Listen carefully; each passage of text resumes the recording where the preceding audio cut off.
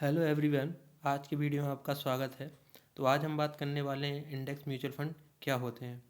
तो हम सब चर्चा करेंगे 4 पॉइंट्स में कि जो इंडेक्स फंड है वो क्या होते हैं और इंडेक्स फंड के क्या क्या लाभ हैं और इंडेक्स फंड में किसे निवेश करना चाहिए, बेस्ट इंडेक्स फंड कौन कौन से हैं।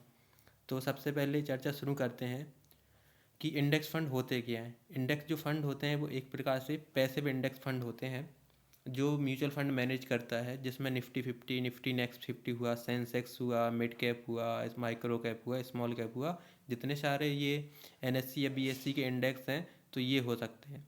तो जो म्यूचुअल फंड में जो इंडेक्स फंड होते हैं वो इंडेक्स फंड एक तरह से जो पैसिवली मैनेज किए जाते हैं, जो मैनेजर मैनेज करते हैं, जिसमें एक रिसर्च टीम या कब बाय करना है कब सेल करना है इसकी ज़रूरत नहीं होती है।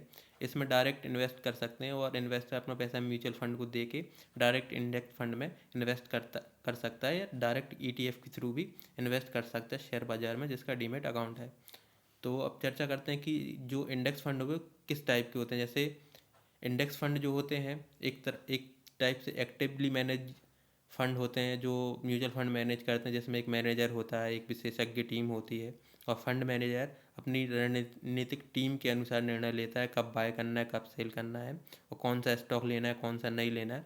जबकि जो एक पैसिवली मैनेज म्यूचुअल फंड होते हैं जैसे इंडेक्स फंड हुआ, उसमें एक पोर्टफोलियो होता है। उस पोर्टफोलियो में जो इन्वेस्टर है अपने पैसे को इन्वेस्ट करता है और डाइवर्सिफाइड करता है। उसमें स्टॉक चुनना या कब चुनना ये फंड मैनेजर के ऊपर डिपेंड नहीं करता है। जो इंडेक्स बीएससी या एनएससी जारी करती है वही इंडेक्स के अंदर स्टॉक्स रहते हैं जो जारी करने होते हैं। तो आप ये देख सकते हैं बाकी निफ्टी 50 हुआ, निफ्टी नेक्स्ट 50 हुआ, निफ्टी मिड कैप हुआ, सेंसेक्स हुआ, इन म्यूचुअल फंड में आप डायरेक्ट ईटीएफ के थ्रू भी इन्वेस्ट कर सकते हैं और म्यूचुअल फंड में भी के थ्रू भी इन्वेस्ट कर सकते हैं। तो जो इंडेक्स फंड होते हैं वो काफ़ी अच्छा रिटर्न दे सकते हैं आपको। कई बार अपने बेंचमार्क इंडेक्स हैं उनको भी बेंचमार्क होते हैं उनको भी बीट कर देते। जब म्यूचुअल मैनेज म्यूचुअल फंड होते हैं उनको भी बीट कर देते हैं।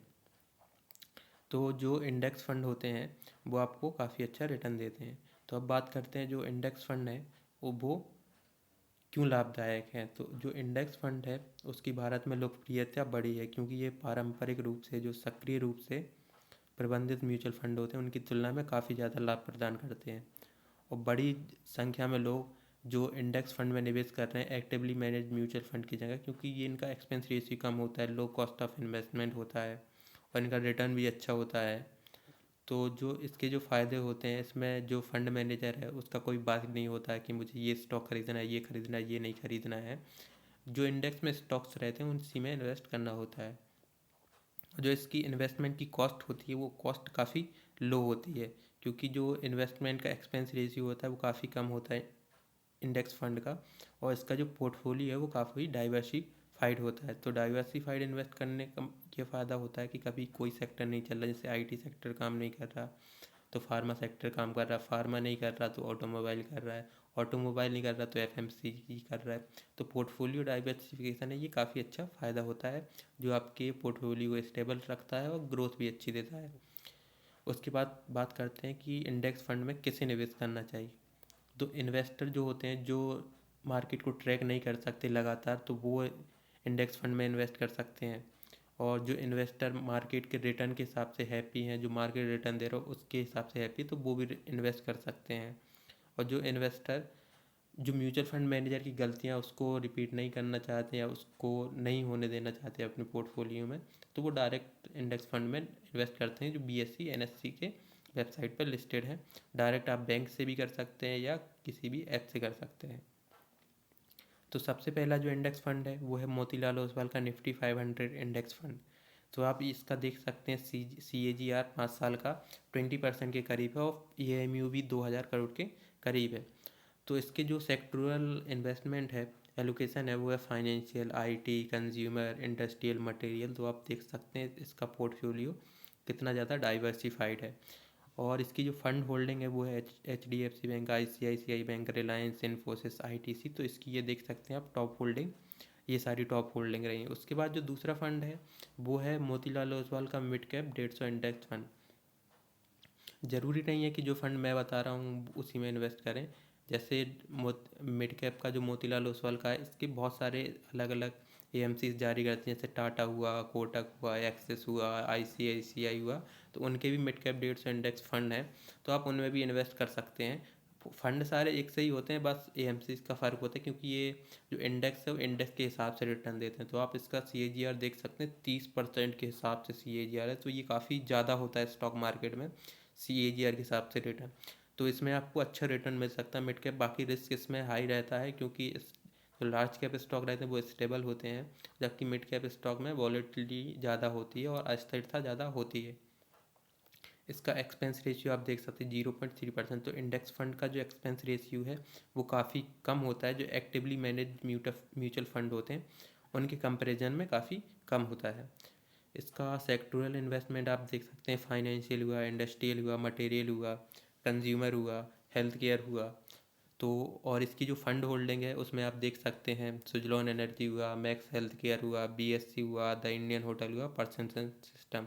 तो परसिस्टेंट सिस्टम IT सेक्टर की एक बहुत अच्छी कंपनी है, और इंडियन होटल, BSC, और ये सारी अच्छी कंपनी है जो आपको काफ़ी अच्छा रिटर्न दे सके। और जो पास्ट है, पास्ट में भी इन कंपनियों बहुत अच्छा रिटर्न दिया, फ्यूचर में भी कंपनियाँ काफ़ी अच्छा रिटर्न दे सकती हैं। उसके बाद जो अगला फंड है वो जीरोधा निफ्टी लार्ज और मिड कैप 150 इंडेक्स फंड। आप जीरोधा का भी खरीद सकते हैं, किसी दूसरी AMC का भी खरीद सकते हैं। आप बस एक्सपेंस रेशियो देख के खरीदें, जिस AMC का एक्सपेंस रेशियो कम हो तो उसका आप इंडेक्स फंड खरीदें। जैसे ये इंडेक्स फंड है तो ये 1 साल पहले ही रिटर्न हुआ है, तो 1 साल पहले के हिसाब से इसने देख ये 40% रिटर्न दिया है अपने इन्वेस्टर को, तो ये काफ़ी अच्छा रिटर्न होता है 1 साल के हिसाब से। उसके बाद जो इसका portfolio financial, industrial, consumer, material, तो ये वही डाइवर्सिफिकेशन है। उसके बाद स्टॉक सारे लार्ज कैप हैं, आप देखते हैं HDFC, इन्फोसिस, ये सारे लार्ज कैप स्टॉक्स हैं। तो आप पोर्टफोलियो डाइवर्सिफाइड रहता है तो आपको काफ़ी अच्छा फ़ायदा होता है, और लॉन्ग टर्म में जो आपकी वेल्थ है वो बहुत अच्छे से ग्रो होती है। तो इंडेक्स फंड के ये फ़ायदे बहुत ज़्यादा रहते हैं कि आपको एक्सपेंस रेशियो ज़्यादा नहीं पे करना पड़ता है, और डाइवर्सिफिकेशन रहता है। और जो BSC NSE है वो भी इन इंडेक्स में डाइवर्सिफिकेशन करती रहती है, इंडेक्स के अंदर स्टॉक्स को इंक्लूड करती रहती है, स्टॉक्स को एक्सक्लूड करती रहती है। जो अच्छा परफॉर्म नहीं करते हैं स्टॉक्स, उनको एक्सक्लूड करती रहती है, और जो अच्छा परफॉर्म कर रहे हैं उनको इंडेक्स में इंक्लूड करती रहती है। उसके बाद जो अगला फंड है वो है UTI BSC लो वॉलेटिलिटी इंडेक्स। जो अपने पोर्टफोलियो में स्थिरता चाहते हैं, वॉलेटिलिटी नहीं चाहते मार्केट की, जिनको नहीं पसंद कि स्टॉक ज़्यादा गिरे या ज़्यादा ज़्यादा बहुत नीचे गिर जाए म्यूचुअल फंड, तो उनके लिए फंड बहुत अच्छा हो सकता है। और ये फंड को ज़्यादा टाइम नहीं हुआ है, अभी 2 साल ही हुए हैं इस फंड को लॉन्च हुए, और इसने रिटर्न भी काफ़ी अच्छा दिया। 2 साल में करीब करीब 65% के हिसाब से रिटर्न दिए, तो 2 साल में ही काफ़ी अच्छा रिटर्न हो सकता है। और इसका एक्सपेंस रेशियो थोड़ी ज़्यादा है, एक्टिवली मैनेज म्यूचुअल फंड के हिसाब से इसका एक्सपेंस रेशियो, तो आप इसको देख सकते हैं। और आप अपने रिस्क एपिटाइट के हिसाब से इसमें इन्वेस्ट करना चाहते हैं या नहीं करना चाहते हैं, तो आप ये देख सकते हैं। उसके बाद जो इसका सेक्टर एलोकेशन है वो है consumer staple, health care, material, IT sector. तो आप देख सकते हैं इसमें फार्मा सेक्टर के दिग्गज Sun Pharma, ICICI bank, Britannia, ITC, HDFC bank, ये सारी कंपनियां इसमें शामिल है, तो ये काफ़ी अच्छा रिटर्न दे सकती हैं। उसके बाद जो अगला फंड है वो है grow total Nifty market index fund.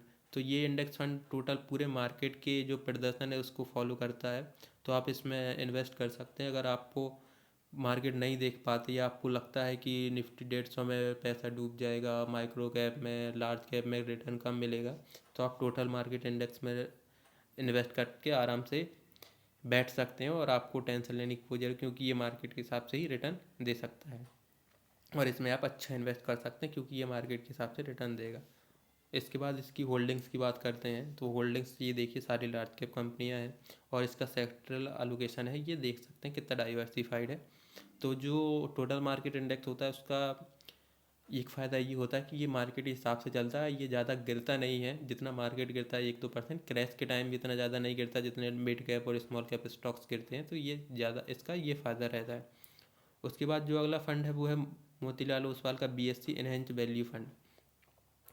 तो जो ये फंड है ये 2022 में लॉन्च हुआ था, तो 2 साल में ही करीब करीब 150%, यानी बहुत ज़्यादा रिटर्न दे चुका है। तो आपका पैसा 1.5 गुना कर चुका है 2 साल में, तो ये काफ़ी अच्छा फंड है, और पास्ट में इसने इन्वेस्टर को काफ़ी अच्छा रिटर्न दिया है, क्योंकि जो इसका सेक्टोरल एलोकेशन है वो मटेरियल, फाइनेंशियल, एनर्जी, यूटिलिटी, और इन सेक्टर्स ने काफ़ी अच्छा रिटर्न दिया है पास्ट में।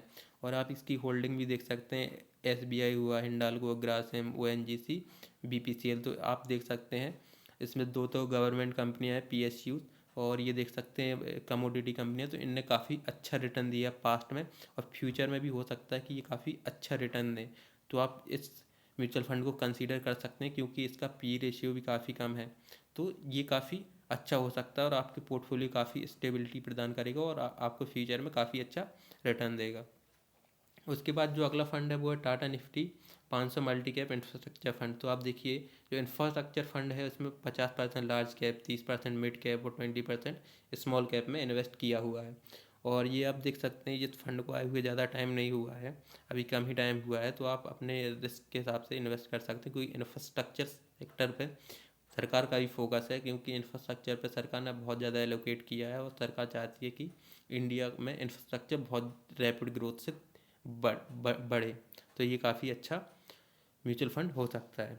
उसके बाद इसकी जो होल्डिंग है वो industrial, energy, communication, utility, material. तो आप ये देखिए इंफ्रास्ट्रक्चर में कितना डाइवर्सिफाइड पोर्टफोलियो है। उसके बाद जो होल्डिंग है फंड की वो है Reliance industry, Airtel, L&T, NTPC, Suzlon. ये सारी इस फंड की होल्डिंग्स हैं। उसके बाद जो अगला फंड है वो है नावी इंडिया मैन्युफैक्चरिंग इंडेक्स फंड। तो ये देखिए, इस फंड 2022 में लॉन्च हुआ, तब से ये करीब 70-80% के हिसाब से रिटर्न दे चुका है, और इसका एक्सपेंस रेशियो भी कम है, क्योंकि जो इंडिया का फोकस है वो मैन्युफैक्चरिंग पे है। मैन्युफैक्चरिंग, इंडिया को मैन्युफैक्चरिंग हब बनाना और चाइना को टैकल करना, क्योंकि इंडिया की जो गवर्नमेंट है वो भी चाहती है कि इंडिया इंडस्ट्रियल हब बने और पूरे वर्ल्ड को एक्सपोर्ट करे इंडिया की चीज़ें, ताकि इंडिया 5 ट्रिलियन की इकोनॉमी बन पाए। तो ये गवर्नमेंट का भी सपोर्ट है, तो ये सेक्टर काफ़ी अच्छा रिटर्न दे सकता है। उसके बाद इस सेक्टर का एलोकेशन की बात करते हैं, तो consumer, material, health care, industrial, energy, इन सेक्टर में पोर्टफोलियो डाइवर्सिफाइड है। तो ये काफ़ी अच्छा डाइवर्सिफिकेशन है। और उसके बाद देख सकते हैं कि Sun Pharma, Reliance, Mahindra, Tata Motors, Maruti Suzuki, तो ऑटो सेक्टर में और हेल्थ केयर में और बैंकिंग में कितना ज़्यादा इन्वेस्ट है, क्योंकि आगे आने वाला फ्यूचर ऑटोमोबाइल्स का, IT का और हेल्थ केयर के स्टॉक बहुत काफ़ी अच्छा प्रदर्शन करेंगे, ऐसा उम्मीद है। तो ये फंड रहे जो आपको इन्वेस्ट करते हो। बाकी जो इन्वेस्टर ज़्यादा रिस्क लेना चाहते हैं, जिनका रिस्क एपेटाइट बहुत ज़्यादा है, तो Motilal Oswal Nifty micro cap 250 index fund में रिटर्न कर सकते हैं, क्योंकि इस फंड ने 1 साल में ही लोगों का पैसा डबल कर दिया है। तो ये फंड काफ़ी अच्छा हो सकता है, लेकिन आप इसमें एकदम ज़्यादा इन्वेस्ट ना करें। आप अपने पोर्टफोलियो का 3 से 4% इसमें एलोकेट कर सकते हैं, क्योंकि ये इस फंड ने बहुत सारे स्टॉक्स को बीट किया है। बेंचमार्क इंडेक्स जो एक्टिवली मैनेज म्यूचुअल फंड है उनको भी बीट किया। तो ये इसने बहुत ज़्यादा लोगों की वेल्थ ग्रोथ की, और ये एक तरह से मल्टी बैगर म्यूचुअल फंड साबित हुआ है इन्वेस्टर्स के लिए। तो ये काफ़ी अच्छा हो सकता है, और जो इन्वेस्ट करना चाहते हो अपनी वेल्थ का 3 से 4% इसमें ज़रूर इन्वेस्ट करें, क्योंकि ये फ्यूचर में बहुत अच्छे रिटर्न दे सकता है। और आप देख सकते हैं अपने रिस्क के हिसाब से, अगर नहीं करना चाहते हो तो नहीं भी कर सकते हैं। और आप इसका सेक्टोरल इन्वेस्टमेंट देख सकते हैं कितना डाइवर्सिफाइड है, और ये देख सकते हैं फंड वाले इसमें सारी माइक्रो कैप कंपनी है जो आगे जाके स्मॉल, मिड और लार्ज कैप कंपनियां बन सकते हैं। तो आप देख सकते हैं कितना अच्छा फ्यूचर में रिटर्न मिल सकता है अगर आप इनमें इन्वेस्ट कर सकते हैं। तो आज की वीडियो में यही था। आपको वीडियो ज़्यादा अच्छा लगा हो, इन्फॉर्मेटिव लगा हो, तो वीडियो को लाइक करें, शेयर करें, कमेंट करें। और अब हम मिलते हैं अगले वीडियो में। Thank you.